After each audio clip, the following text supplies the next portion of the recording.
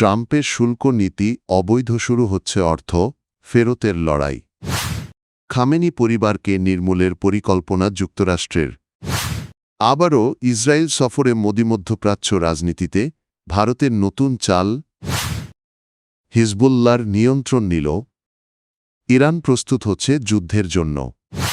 মার্কিন supreme court president Donald ট্রাম্পের ঘোষিত জরুরি শুল্ক নীতিকে অবৈধ ঘোষণা করে বাতিলের নির্দেশ দিয়েছে। এতে ট্রাম্প প্রশাসনের অর্থনৈতিক ও পররাষ্ট্রনীতি বড় ধাক্কা খেলেও এখন সামনে এসেছে নতুন প্রশ্ন। সংগৃহীত $133 বিলিয়ন কী হবে? এই অর্থ ইতোমধ্যে আমদানিকৃত পণ্যের ওপর কর হিসেবে আদায় করা হয়েছে। ইলিনয়ের ডেমোক্রেটিক গভর্নর জে.বি. প্রিটজকার ট্রাম্পের কাছে প্রায় $9 বিলিয়ন ফেরতের দাবি জানিয়ে আনুষ্ঠানিক বিল পাঠিয়েছেন। তার অভিযোগেই শুল্ক কৃষক ও সাধারণ মানুষের ওপর অতিরিক্ত চাপ তৈরি করেছে। তার দাবি অনুযায়ী ইলিনয়ের প্রতিটি পরিবার গড়ে $1,700 ফেরত পাওয়ার যোগ্য। শুধু রাজনৈতিক নেতারাই নন, বড় বড় কোম্পানিও এখন রিফান্ডের দাবিতে সক্রিয়। কস্টকো ও রেভরনের মতো প্রতিষ্ঠান ইতোমধ্যে মামলা করেছে। প্রেসিডেন্ট ট্রাম্প স্বীকার করেছেন অর্থ ফেরতের প্রক্রিয়া সম্পন্ন হতে কয়েক বছর লেগে যেতে পারে। তিনি বলেছেন আগামী 2 থেকে 5 বছর পর্যন্ত আইনি লড়াই চলতে পারে। বিশেষজ্ঞদের মতে যদি অর্থ ফেরত দেওয়া হয় তা মূলত আমদানিকারক কোম্পানিগুলোর কাছেই যাবে। সাধারণ নাগরিকদের সরাসরি বেট পাওয়ার সম্ভাবনা খুবই কম। মার্কিন ট্রেজারি সেক্রেটারিও এ বিষয়ে সংশয় প্রকাশ করেছেন। পেন ওয়ার্টন বাজেট মডেল বলছে সম্ভাব্য রিফান্ডের পরিমাণ $175 বিলিয়ন পর্যন্ত পৌঁছাতে পারে। তবে সুপ্রিম কোর্টের রায়ে কিভাবে এই অর্থ ফেরত দেওয়া হবে তার সুনির্দিষ্ট রূপরেখা নেই। মার্কিন সংবাদ মাধ্যমের প্রতিবেদন অনুযায়ী পেন্টাগন প্রেসিডেন্ট ডোনাল্ড ট্রাম্পের টেবিলে ইরানের বিরুদ্ধে একাধিক কঠোর সামরিক বিকল্প জমা দিয়েছে। এর মধ্যে রয়েছে ইরানের সর্বোচ্চ নেতা আয়াতুল্লাহ আলী খামেনি এবং তার সম্ভাব্য উত্তরসূরি মোজতাবা খামেনিকে টার্গেট করার পরিকল্পনাও। প্রতিবেদন বলছে তেহরান যদি পারমাণবিক কর্মসূচি পুরোপুরি বন্ধে ওয়াশিংটনের কঠোর শর্ত না মানে তাহলে ট্রাম্প চরম পদক্ষেপ বিবেচনা করতে পারেন। ট্রাম্পের এক উপদেষ্টা জানিয়েছেন পেন্টাগন সব ধরনের পরিস্থিতির জন্য আলাদা পরিকল্পনা প্রস্তুত রেখেছে। একই সঙ্গে আলোচনা চলছে ইরানকে সীমিত মাত্রায় ইউরেনিয়াম সমৃদ্ধকরণ চালিয়ে যেতে দেওয়া হতে পারে, এমন শর্তে যাতে পারমাণবিক অস্ত্র তৈরির কোনো পথ খোলা না থাকে। মধ্যপ্রাচ্যে যুক্তরাষ্ট্রের সামরিক উপস্থিতি দ্রুত বাড়ছে। ইসরায়েল ও কয়েকটি উপসাগরীয় দেশ সামরিক সংঘাতের সম্ভাবনাকে গুরুত্ব দিয়ে দেখছে। ইসরায়েল যুক্তরাষ্ট্রের সঙ্গে সম্ভাব্য যৌথ অভিযানের প্রস্তুতি নিচ্ছে বলেও খবর এসেছে।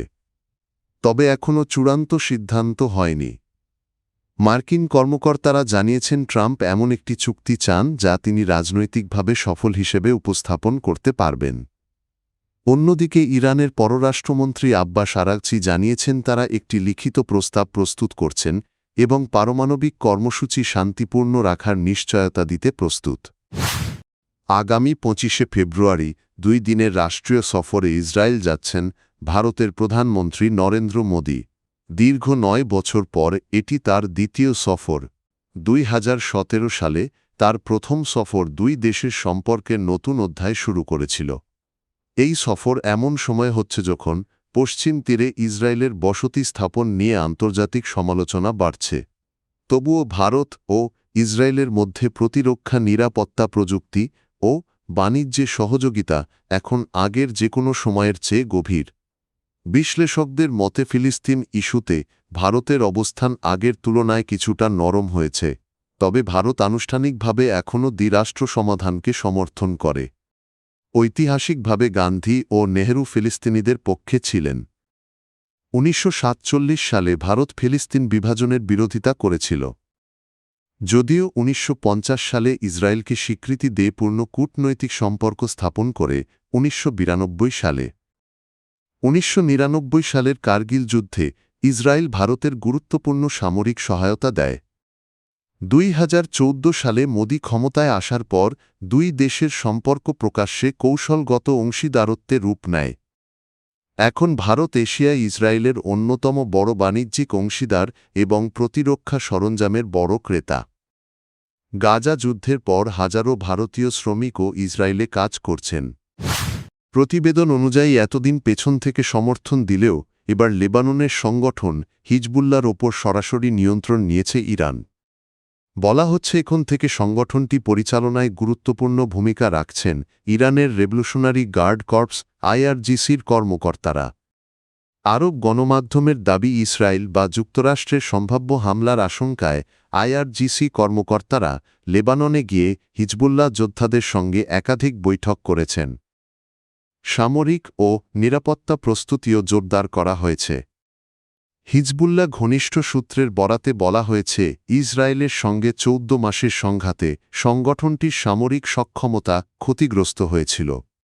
2024 সালের নভেম্বরের যুদ্ধবিরতির পর এখন সেই সক্ষমতা পুনর্গঠনের কাজ চলছে। বেকা উপত্যকায় ক্ষেপণাস্ত্র ইউনিটের সঙ্গে বৈঠকের কথাও উল্লেখ করা হয়েছে। এদিকে সাম্প্রতিক ইসরায়েলি বিমান হামলায় অন্তত 12 জন নিহত ও প্রায় 50 জন আহত হয়েছেন। নিহতদের মধ্যে হিজবুল্লাহর এক জ্যেষ্ঠ কর্মকর্তা রয়েছেন বলে জানা গেছে। ইসরায়েল জানিয়েছে হামাস ও হিজবুল্লাহর কমান্ড সেন্টার লক্ষ্য করে এই হামলা চালানো হয়েছে।